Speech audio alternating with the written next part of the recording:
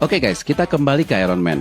Kalau kalian nonton film Iron Man dari pertama, kalian tahu Tony Stark terus mengupgrade teknologinya, baik kostumnya maupun teknologi di dadanya. Kita pernah membahas dua teknologi di dadanya. Pertama tentang arc reactor. Kedua tentang elemen barunya Tony Stark. Congratulations. You have created a new one. Nah, hari ini kita akan bahas teknologinya yang terakhir di Infinity War, yaitu nanoteknologi. It's nanotech. You like it? Mungkin bagi sebagian kalian, teknologinya kali ini lebih tidak masuk akal. Bagaimana bisa kostumnya bisa berubah-ubah bentuk sesuka hatinya? Tapi tunggu guys, sampai kalian mengerti nanoteknologi itu apa. Karena dalam fakta sebenarnya, nanoteknologi bukan teknologi biasa. Ia bisa mengubah sesuatu menjadi tampak tidak masuk akal. The game of science has different rules when you play it in the nanoscale. We are able now to atom by atom design new materials with designer functionalities. Karena itu guys, tonton video ini sampai habis karena kita akan belajar tentang teknologi yang lebih kecil dari virus, tapi bisa mengubah segalanya. If you can get things to build themselves, just as in biology, we build ourselves. Oke guys, ngomong-ngomong soal kostumnya Iron Man, sadarkah kalian kalau kostumnya Iron Man terus berubah ke arah yang lebih portable? Di Iron Man pertama, Tony Stark harus kembali ke markasnya untuk berubah menjadi Iron Man. Keren sih, tapi ribet. Karena itu di Iron Man kedua, dia membuatnya lebih portable dengan mengemasnya dalam koper. Dan di Iron Man ketiga, dia membuat part-partnya bisa dipanggil dari jauh sehingga tidak perlu kembali ke markasnya dan tidak perlu repot membawa kostumnya kemana-mana. Lalu tiba-tiba di Infinity War, dia hanya mengetuk reaktor di dadanya lalu berubah begitu saja menjadi Iron Man.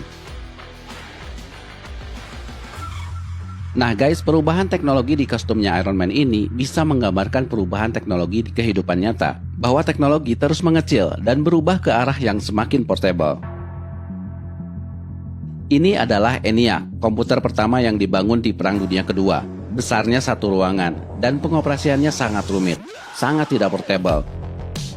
Sampai kemudian di tahun 80-an muncul Bill Gates dan Steve Jobs yang menggagas personal computer yang kita kenal sekarang sebagai PC, di mana komputer akhirnya bisa dimiliki oleh setiap orang dan bisa ditaruh di atas meja. Kemudian muncul laptop, komputer yang bisa dibawa kemana-mana.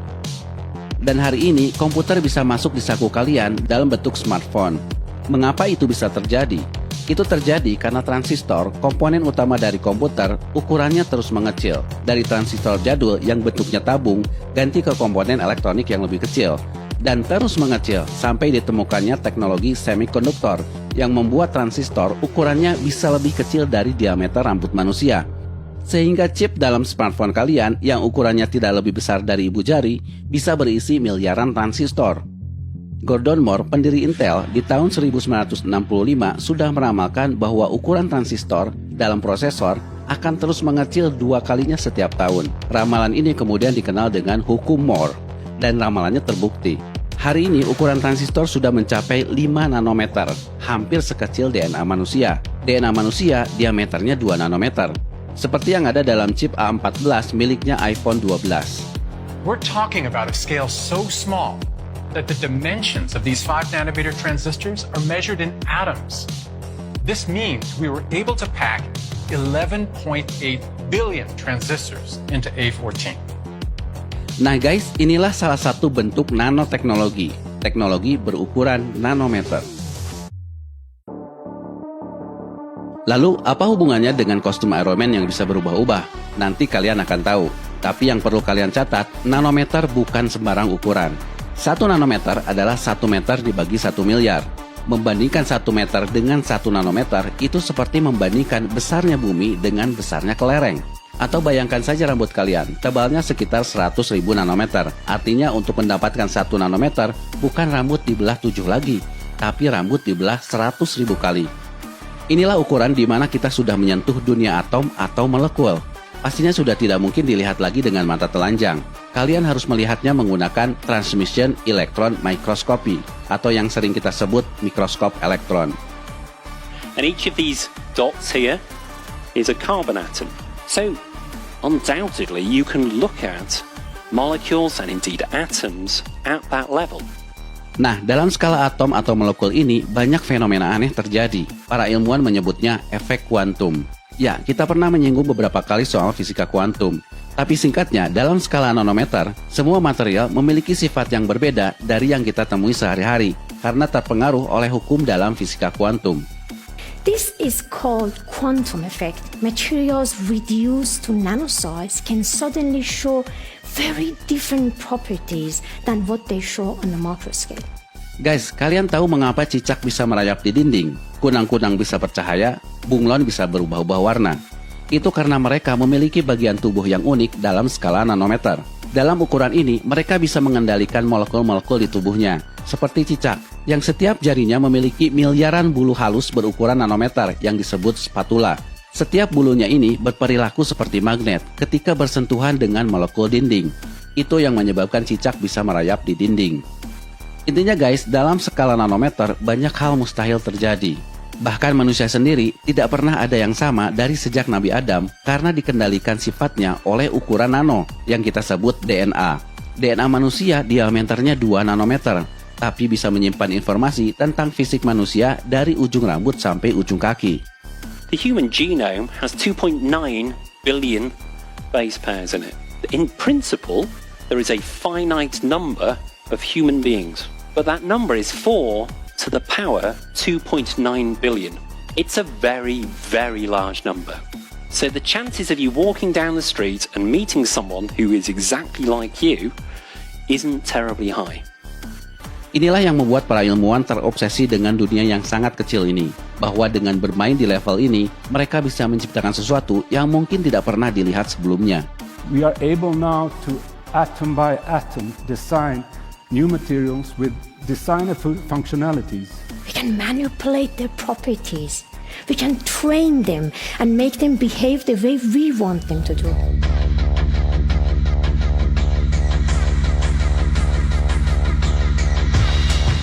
Kembali ke Iron Man. Kalau kalian perhatikan, kostumnya Iron Man keluar dari kotak di dadanya seperti cairan, dan dia menyebutnya nanopartikel. Wouldn't have done that. I'm glad you brought this up because it's nothing. It's just a housing unit for nanoparticles. Nanopartikel adalah istilah dalam nanoteknologi untuk material yang telah dipecah menjadi partikel-partikel halus berukuran nanometer. Biasanya ukurannya antara 1 sampai 100 nanometer. Karena dalam batas ukuran inilah sebuah material memiliki sifat khusus, tergantung dari bentuk dan ukuran dari nanopartikelnya. Salah satu sifatnya yang menarik adalah self-assembly, kemampuan nanopartikel untuk berorganisasi membentuk formasi tertentu. Seperti yang dicontohkan di Rice University, mereka menunjukkan nanopartikel karbon yang bisa bergabung membentuk jaringan kabel, sehingga nanopartikel ini bisa menyalakan lampu. Mereka menyebutnya Tesla Foresis, karena nanopartikel ini bertransformasi setelah diberi pengaruh koil Tesla. You can have, instead of, when you normally build circuits and things like that, you have to have physical contact. Now we're talking about building circuits without actually touching. Tentunya masih jauh untuk bisa seperti Iron Man, tapi pada prinsipnya sama. Kostum Iron Man bisa tersusun dengan sendirinya karena kemampuan self-assembly dari nanopartikel yang ada di dadanya. This also ties in just generally in nanotechnology that self-assembly is very big. That is, if you can get things to build themselves, just as in biology, we build ourselves. Self-assembly sebenarnya bukan hal yang aneh, karena pada dasarnya setiap molekul punya gerak ilmiah yang disebut Brownian motion. Molecules all move all the time, right? It's a thing called Brownian motion. Molecules are all jiggling about all the time. The real question is, how do I control that?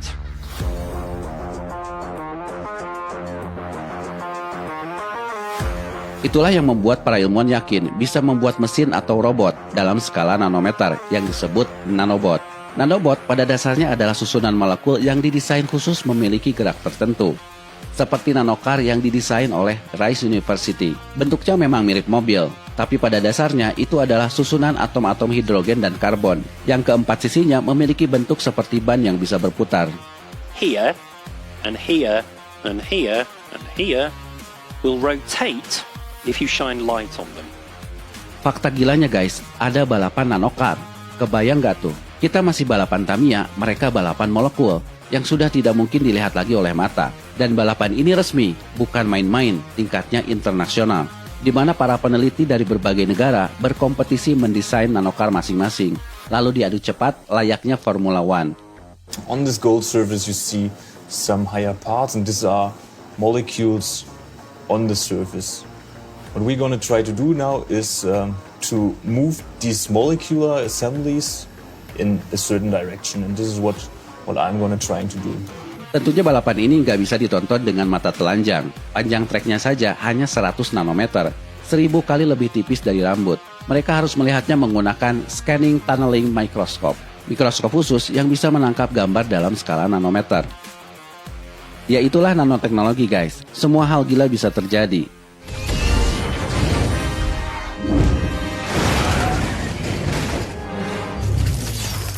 Where'd that come from? It's nanotech. You like it?